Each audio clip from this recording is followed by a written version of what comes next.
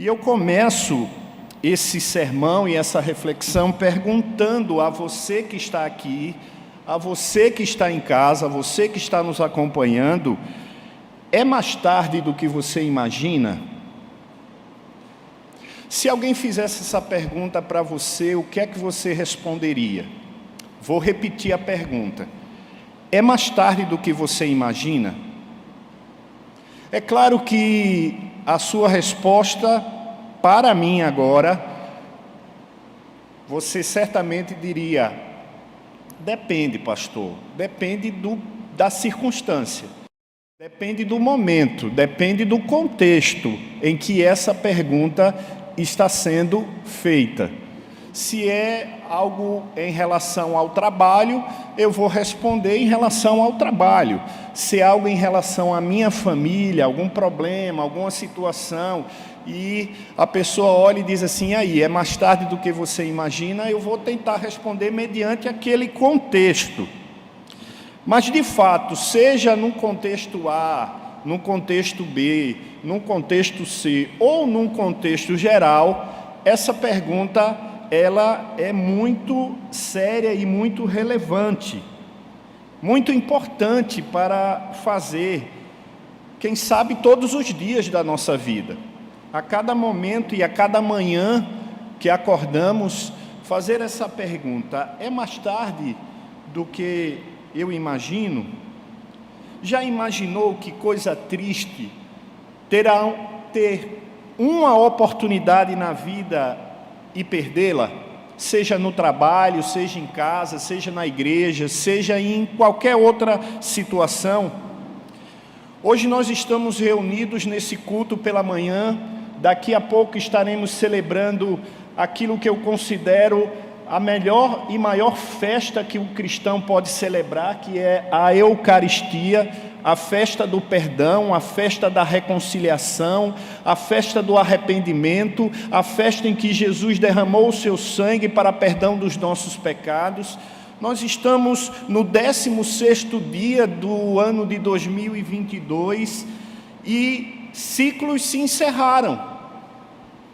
Ciclos se encerraram no trabalho, ciclos se encerraram na família, ciclos se encerraram em amizades, em relacionamentos, ciclos se encerraram como se encerrou o ano de 2021.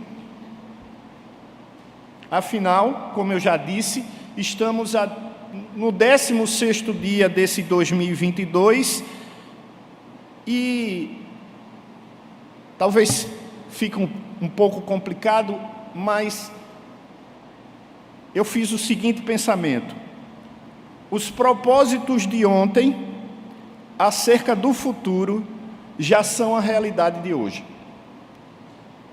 Os propósitos de ontem, 2021, acerca do futuro, 2022, já são a realidade de hoje, nesses 16 dias que Deus permitiu que nós vivêssemos. Não sei se Ele vai permitir o 17º, o 18º, não sei. Mas o futuro chegou, pelo menos o futuro imediato. Um novo ciclo nas nossas vidas já se estabeleceu. E as perguntas que eu faço, eu sei que eu ainda não abri o texto, mas vou abrir. As perguntas que eu faço então são as seguintes: quanto tempo você perdeu nesses 2 últimos anos ou nesses anos? E eu falo 2 últimos anos porque, de fato, a pandemia é aquilo que tem nos incomodado muito, bastante. Você falhou em alguma coisa importante? Você cometeu muitos erros? Você entende que poderia ter sido alguém muito melhor do que é? Você já percebeu que o que vem pela frente é tão importante para o seu futuro, seja a curto, médio ou longo prazo, que você não pode mais cometer os mesmos erros e perder as oportunidades como você perdeu nesse último ciclo da sua vida? Pois ouça o seguinte: Deus sempre oferece segundas chances. E aqui eu falo especialmente de salvação. Por isso eu quero que você abra a sua Bíblia agora, no Evangelho de Lucas. Evangelho de Lucas. E vamos ler uma parábola bem conhecida. Talvez você já tenha até lido várias e várias vezes, meditado várias e várias vezes, escutado várias e várias vezes algum sermão, alguma mensagem, alguma devocional nesse texto, mas vale a pena ler novamente e entender algo que de repente passou despercebido. O texto diz o seguinte, no capítulo 13 do Evangelho de Lucas, a partir do verso 6. A partir do verso 6. É uma parábola, como eu falei, bastante conhecida, que Jesus conta logo após ser questionado sobre algo que eu vou fazer questão de mencionar aqui, para que você entenda o contexto de tudo que está acontecendo. Então Jesus proferiu a seguinte parábola. Certo homem tinha uma figueira plantada numa vinha, e vindo procurar fruto nela, não achou. Pelo que disse o viticultor: há 3 anos venho procurar, pelo que disse ao viticultor, e não o viticultor. Há 3 anos venho procurar fruto nessa figueira, e não acho. Podes cortá-la. Para que está ela ainda ocupando inutilmente a terra? Ele, porém, respondeu, o viticultor: Senhor, deixai ainda este ano, até que eu escave ao redor dela e lhe ponha estrume. Se vier a dar fruto, bem está. Se não, mandarás cortá-la. Vamos orar? Senhor nosso Deus e amado Pai, peço que o Senhor fale ao nosso coração de maneira objetiva, de maneira clara, de maneira honesta, sincera, de maneira com que, ó Deus, aquilo que de fato esse texto fala, significa, seja aquilo que, através de mim, ó Deus, o Senhor possa reverberar ao coração de cada um dos que estão aqui e daqueles que estão em casa, acompanhando, cultuando e assistindo o culto, ó Deus, assim como nós que estamos aqui. Por isso, fala ao nosso coração, e se necessário for, quebra. Se necessário for, Deus, transforma. Se necessário for, faz com que aqueles que estão nos escutando entendam que essa é a segunda chance deles. Faz com que eu entenda que essa também é a minha segunda chance. Em algo que eu preciso melhorar, em algo que eu preciso fazer com que Cristo seja mostrado, apresentado, reverberado, através das minhas palavras, das minhas atitudes, das minhas ações e da minha vida. Por isso nos dá, ó Deus, o entendimento dessa segunda chance que o Senhor nos dá. Assim oramos, em nome e por amor de Cristo. Amém. Essa é a ideia da parábola, a ideia de uma segunda chance, especialmente no que se refere à salvação, a olhar para Cristo como aquele que, de fato, é o único que pode proporcionar para você a libertação de uma condenação que já está decretada muito antes de você nascer. Que duro isso, né? Algo que já está decretado antes mesmo de você nascer. E o que está decretado muito antes de você nascer é a condenação eterna. Porque a palavra de Deus diz que não há quem faça o bem, não há nenhum sequer. Todos se corromperam e se extraviaram, todos estão condenados. É por isso que Romanos trata tão bem essa questão da condenação, mas também trata tão bem essa questão da justificação, onde por meio de Cristo e por intermédio de Cristo somos justificados daquilo que homem nenhum, pessoa nenhum, bem material nenhum pode nos justificar, que é da condenação eterna por causa dos nossos pecados. Por isso a ideia da parábola é essa segunda chance. Muitos teólogos e estudiosos, como Warren Wiersbe, afirmam o seguinte: essa parábola pode ser aplicada a indivíduos, mas também à nação de Israel. E por que a nação de Israel? Porque o contexto imediato, lembra que eu falei sobre isso, que são os versículos anteriores e os versículos posteriores nos mostram isso.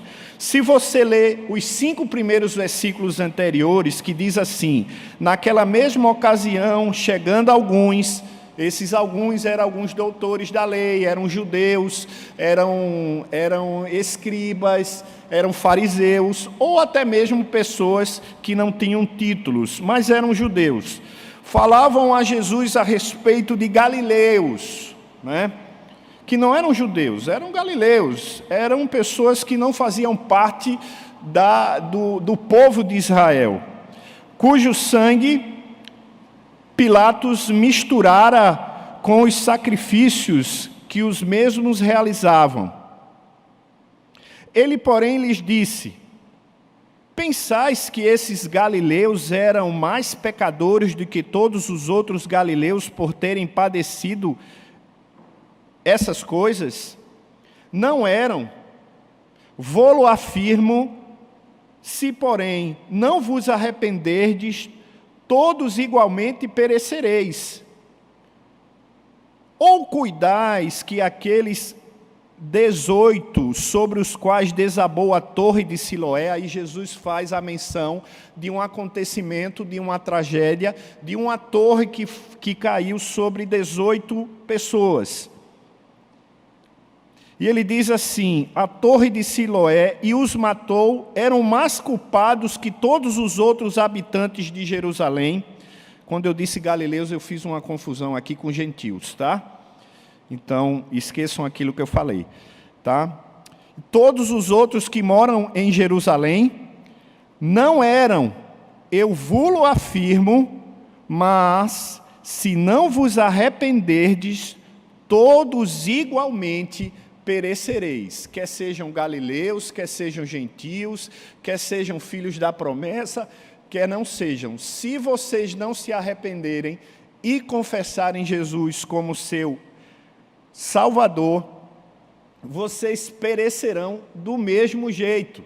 E olha que vocês estão tendo oportunidade atrás de oportunidade.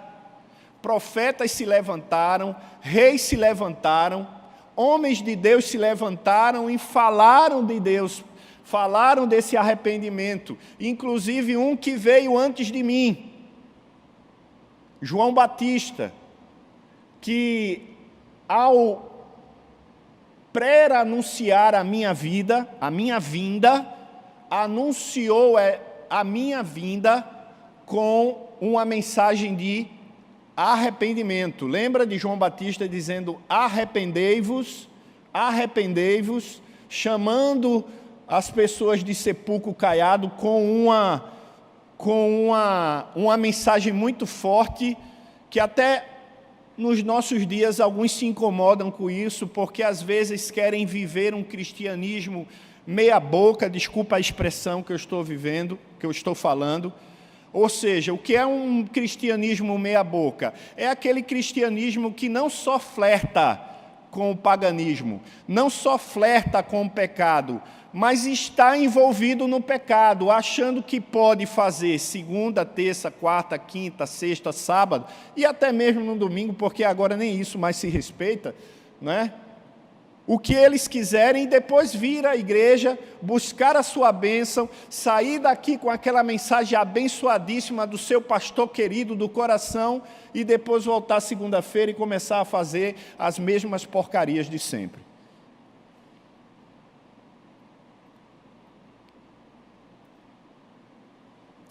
Então, Jesus olha e diz assim: olha, vocês estão tendo oportunidade atrás de oportunidade, mas parece que vocês não entendem.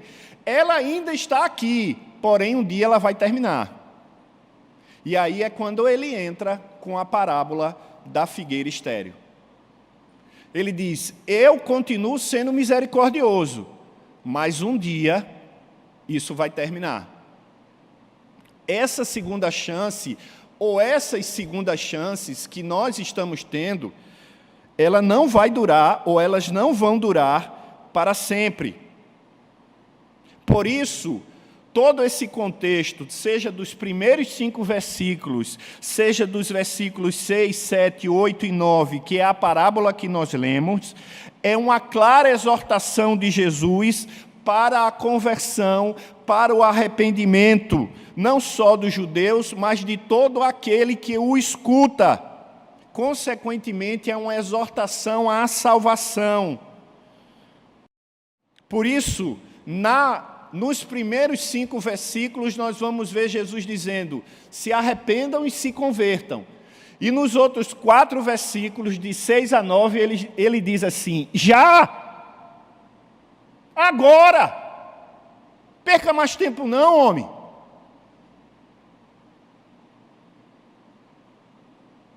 Porque amanhã a gente não sabe o que vai acontecer conosco.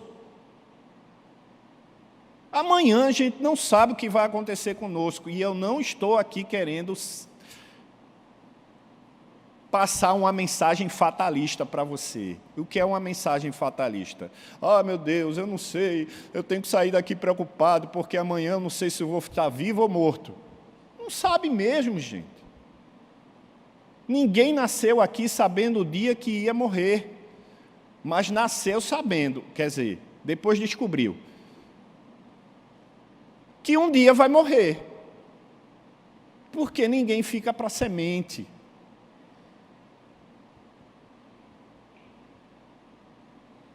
Ou você acha, por exemplo, que aquilo que a mídia divulgou agora, recentemente, e o Fantástico aproveitou, desculpa, não sei nem se eu posso falar nome de programa, usou e abusou daquela imagem, daquela rocha caindo por cima daquelas embarcações e matando ali aquelas pessoas que estavam ali curtindo, estavam ali se divertindo, e o que é que há de mal nisso? Nada. Nada. Mas chegou o dia. Chegou a hora. Como vai chegar para mim, como vai chegar para você? E era o que Jesus estava dizendo àqueles que estavam perguntando lá, e aqueles lá que fazem isso, que fazem aquilo, aqueles são pecadores de verdade, não é não, Jesus? Se eles morrerem, vão para o inferno, e Jesus está dizendo: se você morrer, você também vai, rapaz. Deixe de olhar a trave que está no olho do outro e viva a sua vida. Olha a chance que eu estou lhe dando aqui agora. Olha a chance que eu estou lhe dando aqui agora.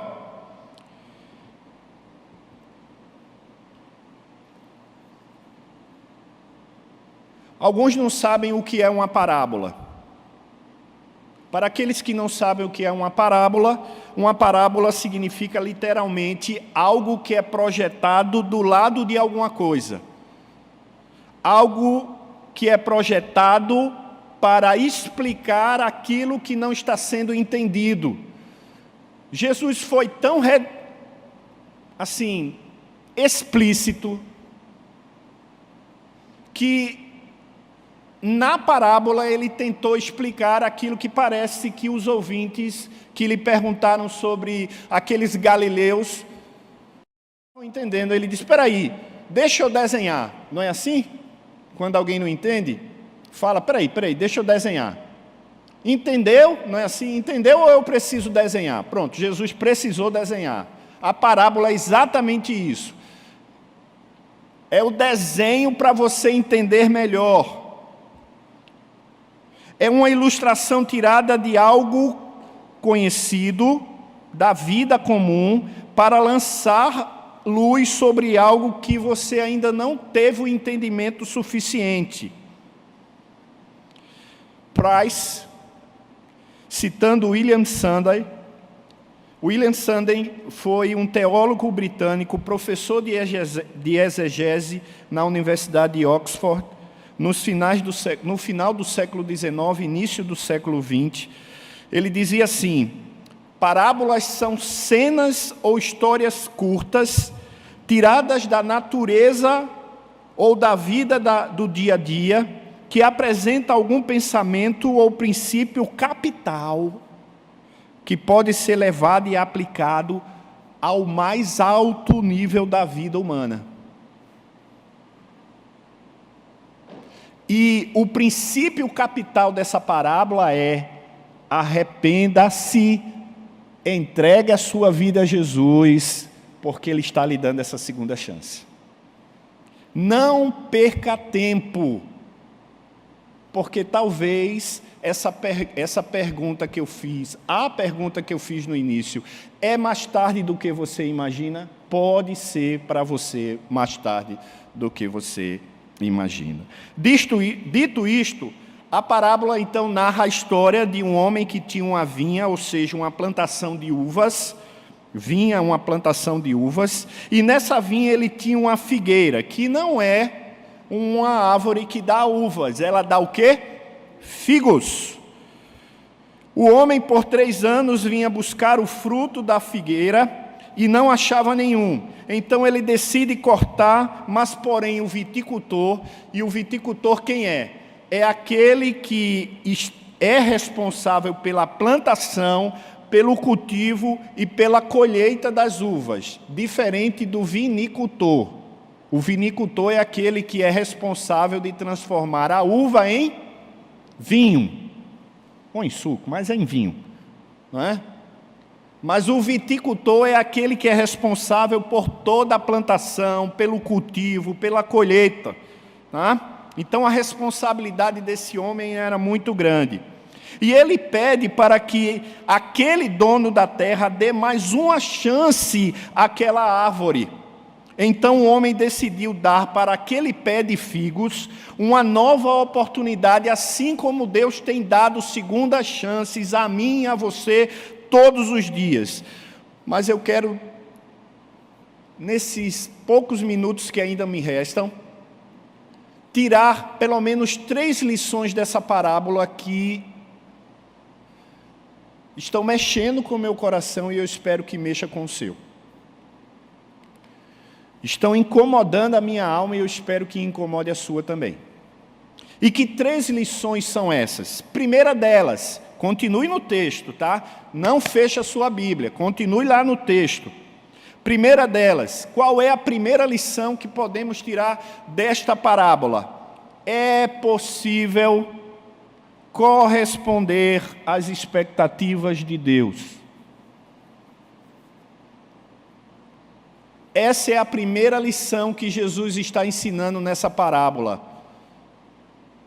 É possível corresponder às expectativas de Deus. Veja o que é que diz o verso 6. Então Jesus proferiu a seguinte parábola: certo homem tinha uma figueira plantada na sua vinha, e vindo procurar fruto nela, não achou. Ou seja, havia uma expectativa no coração daquele dono da terra. Olha o que o texto diz. Claro, é uma história, não é um fato verídico, é uma história. Mas não deixa de ser verdade absoluta para a nossa vida, porque eu acabei de explicar o que era uma parábola. Era uma história para explicar algo ou um assunto importante e capital. Então ele diz que um homem que era dono de uma terra, que plantava uvas, que tinha uma figueira no meio dessa plantação, ia ali procurar naquela figueira frutos e não achava, ou seja, uma expectativa que não era satisfeita. Você já teve expectativa? Eu já tive muitas. Eu já tive expectativa de ganhar um Atari. Quem riu tem mais de 40. Não é? Quem riu tem mais de 40. Quem não riu tá. Que é Atari. Atari é o melhor videogame da face da Terra. Não sei se é o meu celular, eu acho que não. Atari é o melhor videogame da face da Terra. A minha secura, desculpa o termo, secura quando eu era adolescente era quando a gente queria jogar todo dia, toda hora, todo instante, a gente não parava nem para comer.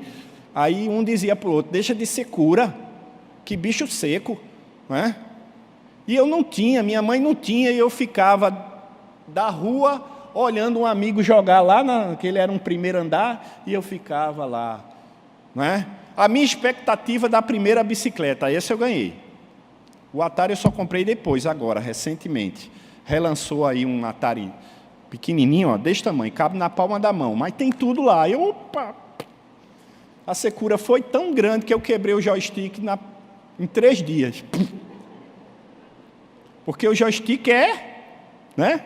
Quem já viu o joystick do Atari, é uma coisa fenomenal. É um cabo e um botão, eu faço tudo. Aí fica esses meninos com 300 botões, os meus na minha casa. Eu disse, choque, que leseira. Eu com um cabinho e um botão faço tudo. E eles aqui, eu não consigo jogar nada com aquele joystick do PlayStation e do Xbox. Nada, porque não dá. Bom, eu cheguei no Atari, era a minha expectativa. A bicicleta eu consegui, né? Era uma Monarch verde, ó, Monarch, existe ainda, né? Uma Monarch verde, eu morava no Janga. Eu estava ontem lá, falei que eu morava no Janga, né, Paiva? Morava no Janga, lá em Pernambuco, na praia, e eu ganhei eu estava em Limoeiro, olha que contraste. Eu estava de férias em Limoeiro, na casa dos meus parentes, e a minha mãe foi me buscar com meu pai e disse, a gente tem uma surpresa para você. Menino, pense numa viagem complicada para eles. O que é? O que é? É a minha bicicleta. É a minha bicicleta. E era a minha bicicleta. Mas eu também experimentei outras coisas. E você também, expectativas. Expectativas, elas são normais, são naturais. Aquele homem tinha uma expectativa, Deus tem uma expectativa sobre cada um de nós. E a maior expectativa de Deus é que você entenda o seu plano redentor em Jesus Cristo. A maior expectativa de Deus para a humanidade é que ela entenda o plano salvador de Jesus Cristo.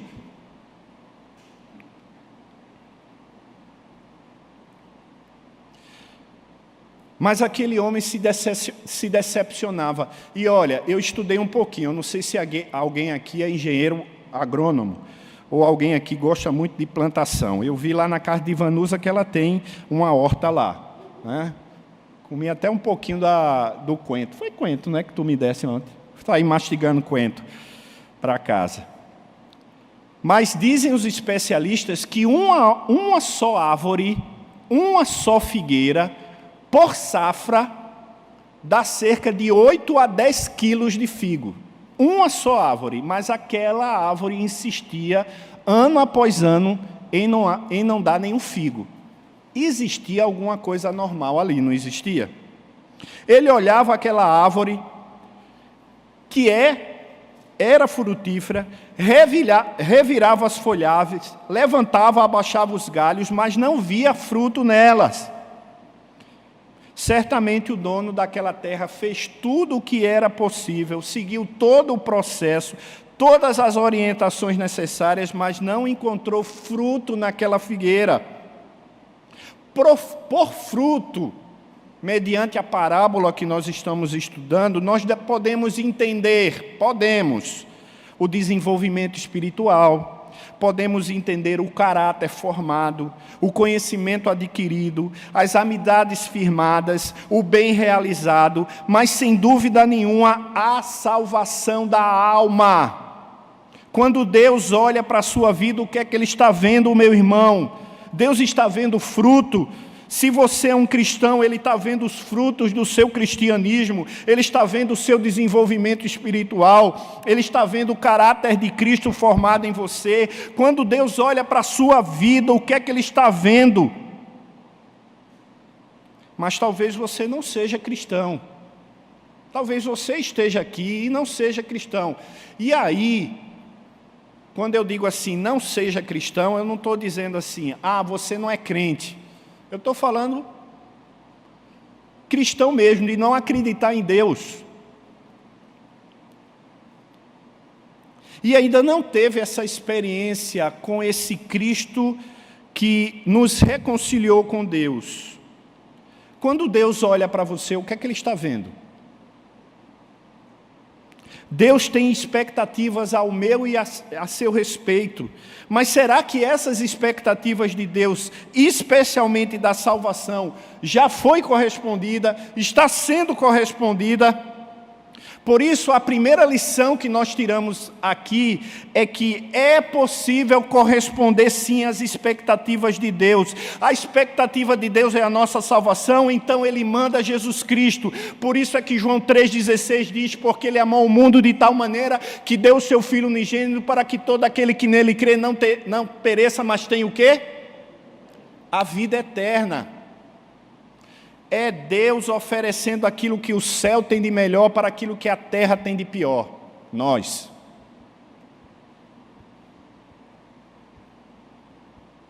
Mais uma vez repito, se os versos de 1 a 5, Jesus está dizendo, arrependam-se e se convertam, nos versos de 6 a 9, Ele está dizendo, agora!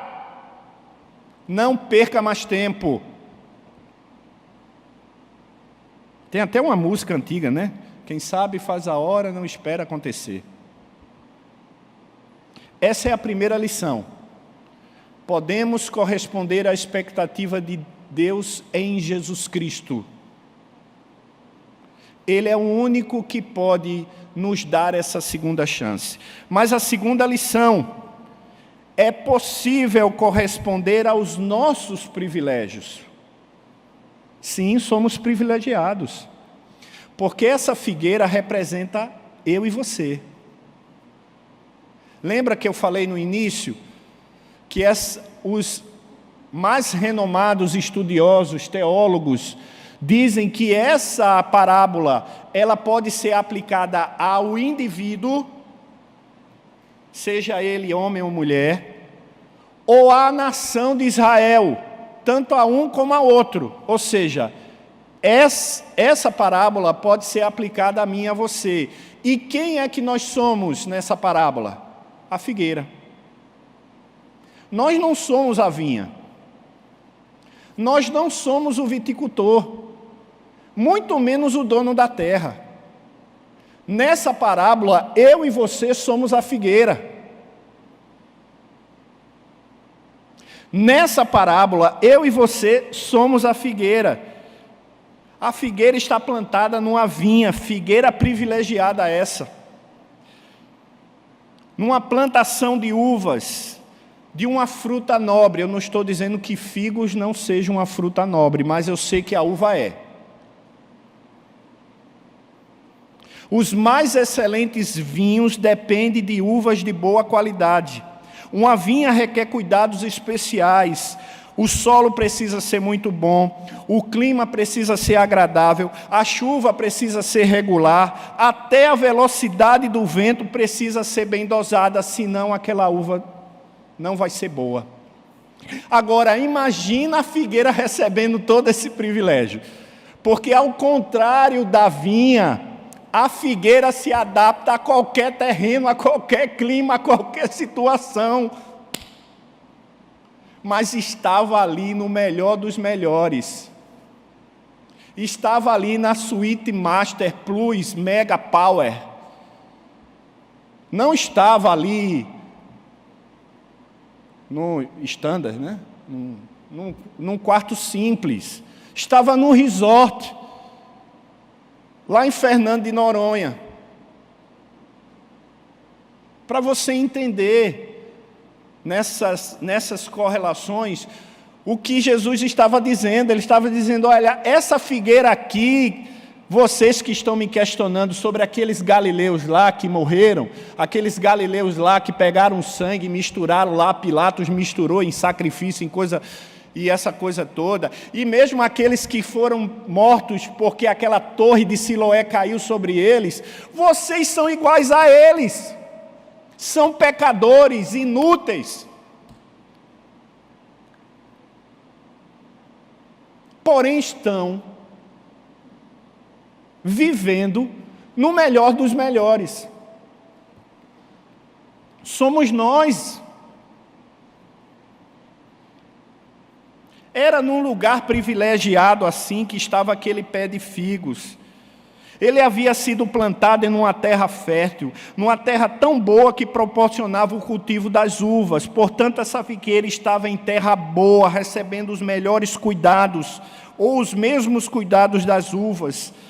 As mesmas oportunidades que o viticultor dava à vinha, ele também dava àquela figueira. Mas ela não dava frutos.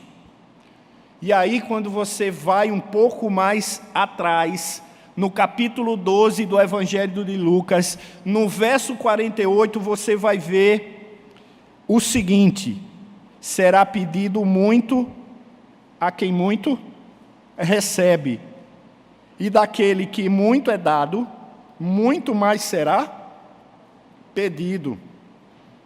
A pergunta que eu faço é: o que é que você fez com as bênçãos e com os privilégios que Deus lhe deu em 2021?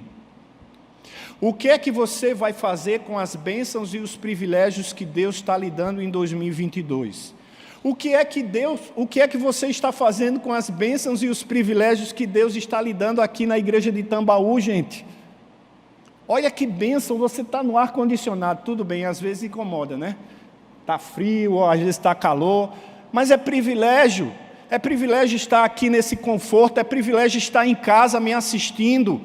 Que privilégio, a gente tem o privilégio de ter a máquina, de ter a internet, a gente tem o privilégio de ter um excelente departamento infantil, a gente tem o privilégio de ter os melhores pastores, ou um dos melhores pastores aqui nessa igreja, de ter pregações embasadas na palavra de Deus. O que é que você está fazendo com esse privilégio? Você está plantado aqui nessa vinha e não está fazendo nada.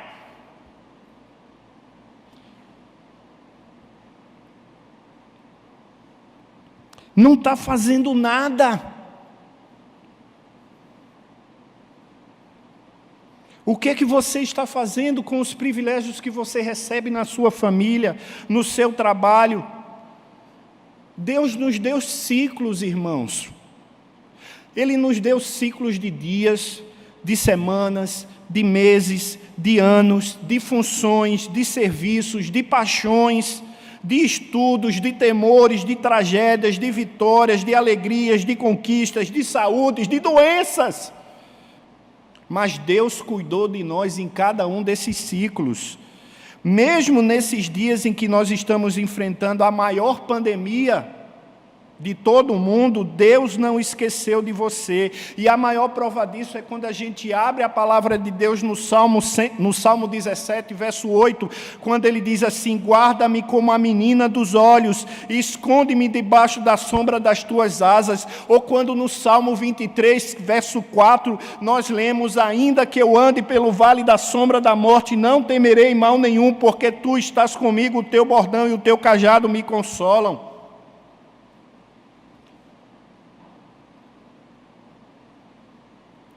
São bênçãos que Deus nos dá e nós estamos fazendo o que com elas? Achando que somos merecedores? Achando que Deus está fazendo mais do que a sua obrigação? Porque é assim que muitos crentes agem. Acham que Deus está fazendo mais do que a sua obrigação, porque eu não pedi para estar aqui. Ou você nunca escutou alguém chegar e dizer, eu não pedi para nascer.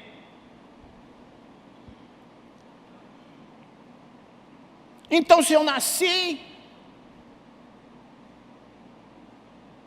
por que eu tenho que sofrer? E por aí vai. E aí eu pergunto novamente, o que é que você fez com todas as bênçãos e os privilégios que você recebeu? Você correspondeu a essas bênçãos se dedicando ao máximo ao seu crescimento espiritual? Você correspondeu a esses privilégios aproveitando toda a estrutura que a sua igreja oferece? Você correspondeu dedicando e sendo grato a Deus pelo seu sucesso, pela sua vitória, pelas suas conquistas? Você correspondeu vindo ao culto, assistindo, ouvindo o sermão, lendo a Bíblia? Você correspondeu ao privilégio da graça de Deus em Cristo Jesus como seu Salvador? Você não vê. Tire a venda. Estar aqui hoje é uma bênção.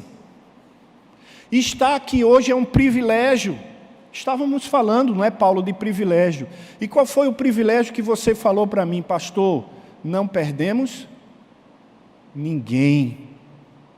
E quando a gente estava falando nisso, a gente estava falando, logicamente, do Covid. Bênção, privilégio. Vários outros.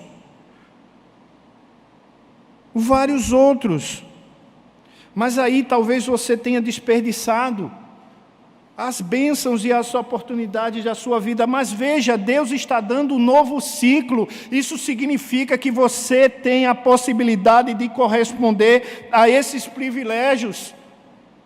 2022 já começou. Leia e estude mais a Bíblia. Converse mais, sorria mais, se exercite mais, ame mais, perdoe mais, sirva mais, participe mais dos cultos, evangelize seu filho, evangelize seu marido, evangelize sua esposa, evangelize seus amigos, evangelize seus inimigos.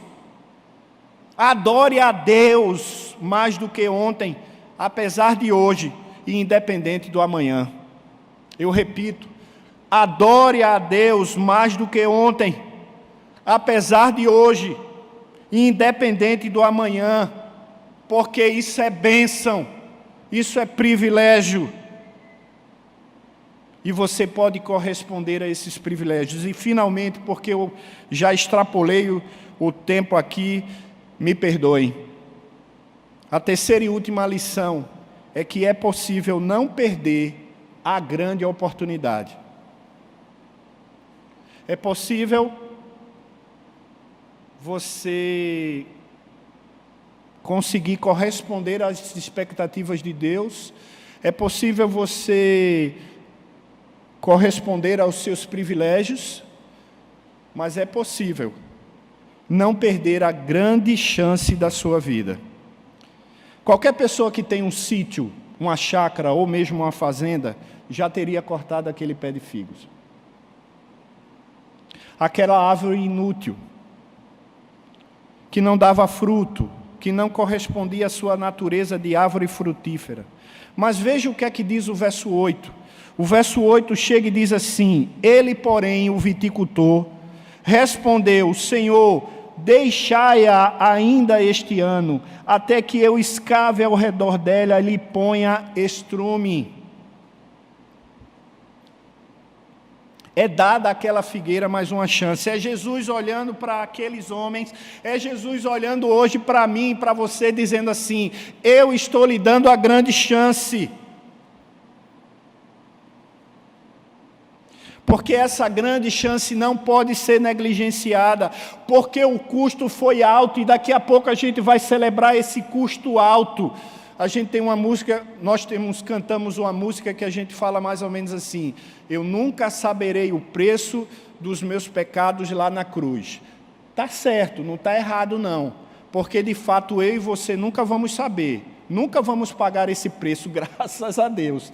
Porque se a gente fosse pagar esse preço, estaríamos perdidos, porque nenhum de nós tem condições. Nesse sentido, a gente não sabe. Mas no sentido de que a gente conhece quem pagou o preço, a gente sabe qual foi o preço que foi pago. O preço foi alto, irmãos, o preço foi muito alto.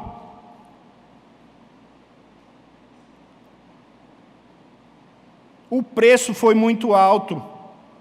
Por isso, eis o que nós devemos fazer. Devemos aproveitar as condições de Deus e fincar as nossas raízes, plantando os pés no caminho de Deus. Você deve ter raízes na presença de Deus. Você precisa confessar Jesus como Salvador. Aí então, a sua vida produzirá fruto. Produzirá fruto. Jesus é o Filho ungido. É o Filho unigênito, ofertado em sacrifício na cruz. É o Cordeiro de Deus que tira o pecado do mundo. Ele é o que estava com Deus. Ele foi enviado com a missão de conceder a vida aos homens, porque eles estavam mortos em seus delitos e pecados. Jesus é o único que é eficaz, suficientemente eficaz, para que todo aquele que nele crê não pereça, mas tenha a vida eterna. Porque já diz Efésios 2:8, porque pela graça sois salvos, mediante a fé. Isso não vem de vós, é dom de Deus. O sacrifício de Jesus torna o reino de Deus acessível ao homem. O sacrifício de Jesus torna a figueira estéril frutífera. O sacrifício de Jesus faz aquele que a sociedade diz que está perdido ser achado. É a única maneira do homem ir ao Pai, do Filho ir ao Pai. É a única oportunidade e não pode ser negligenciada. Concluindo, é bastante sugestivo que essa parábola termine em aberto. Você percebeu? Cadê o verso 10? Faltou o verso 10. Quer dizer, o verso 10 tem, mas já é outra história. Não sei você, mas eu sou um daqueles que sempre gosto de final felizes. Eu vou para o cinema, assisto um filme, se não tiver final feliz, me decepcionou. Eu ainda sou romântico. Eu ainda sou romântico. Massa é final alternativo, estou fora. Não gosto. Assisto, mas não gosto. Eu gosto é de final feliz. Eu gosto é de ver o bem vencendo o mal. Eu gosto é de ver as coisas no final acontecendo do jeito que tem que acontecer. E não ao contrário. Mas essa história não tem final. Já viram? O texto termina dizendo: se vier a dar frutos, bem está. Se não, mandarás cortá-la. E aí? Deu fruto ou não? Cortou ou não? Não sei. Mas foi proposital, sabe por quê? Porque essa resposta quem dá é você. Essa resposta é sua.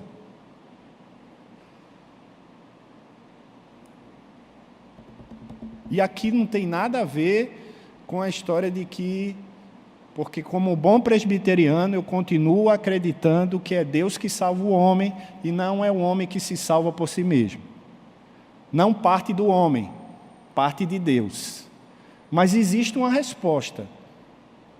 Pela fé, porque eu me lembro como se fosse hoje, aos 13 anos de idade, em 1987, quando numa igreja batista, eu me converti. Ao ouvir aquela pregação, eu cheguei e disse assim: é comigo. E antes do pregador dizer, quem quer, eu já estava com a minha mão levantada. A minha ação foi uma reação ao que Deus já tinha feito no meu coração.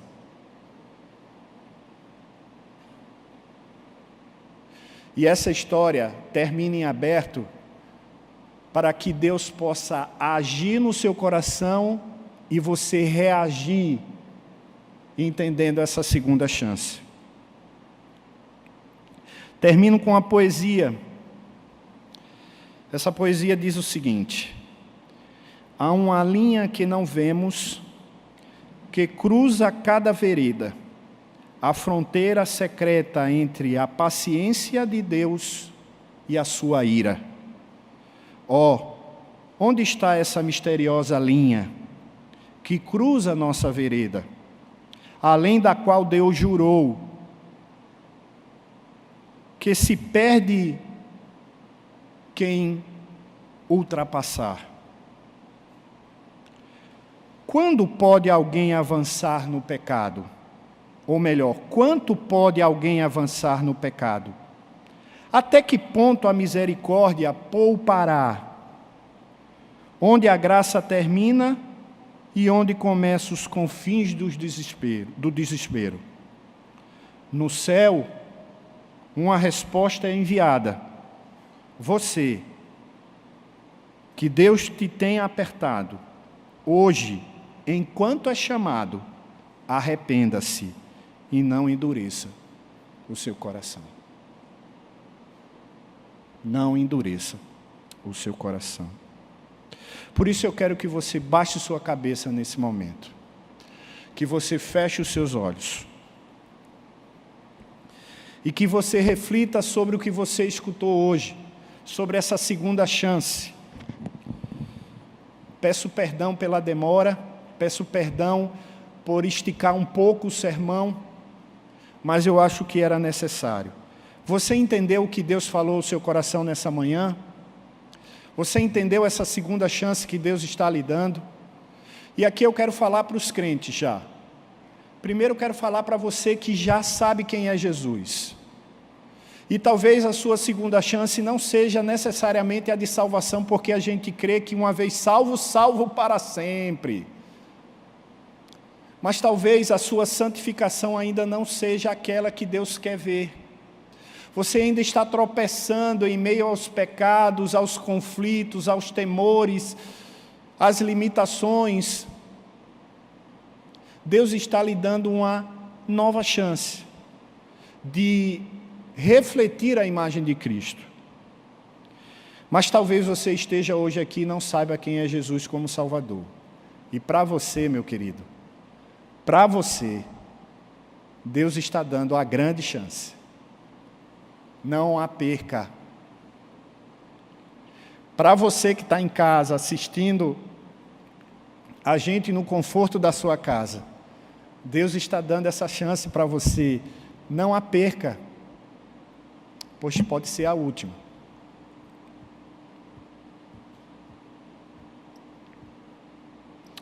Senhor nosso Deus e amado Pai, louvamos o Teu nome pela Tua graça e pela Tua misericórdia. Louvamos o Teu nome, ó Deus, porque de maneira muito especial o Senhor falou ao nosso coração. Eu espero que assim tenha acontecido. Na limitação do pregador,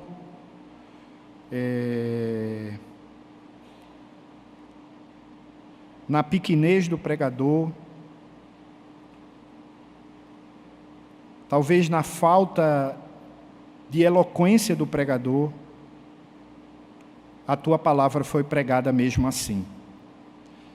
E a minha oração, ó Deus, é que o Senhor mude a nossa vida e que aproveitemos essa segunda chance que está sendo dada. Essa segunda chance para nós que já somos crentes, cristãos, de ter uma vida de santificação, de acordo com aquilo que a Tua palavra nos diz. Para aqueles que ainda não conhecem a Ti como Salvador, Deus, essa segunda chance está sendo dada hoje, agora, nesse exato momento, que em caso aqui, essa pessoa possa estar dizendo: sim, Senhor, Tu és o meu Salvador, Tu és o Cristo, o meu Redentor, e eu entrego a minha vida a Ti. Eu entrego a minha vida a Ti. Eu entrego a minha vida a Ti. Que assim esteja acontecendo. E se não acontecer nada disso, ó Deus,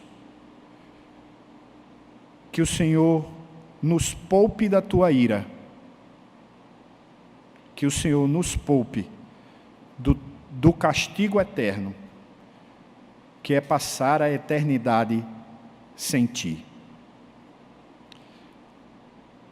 Nos abençoa, Senhor, em nome de Jesus. Amém.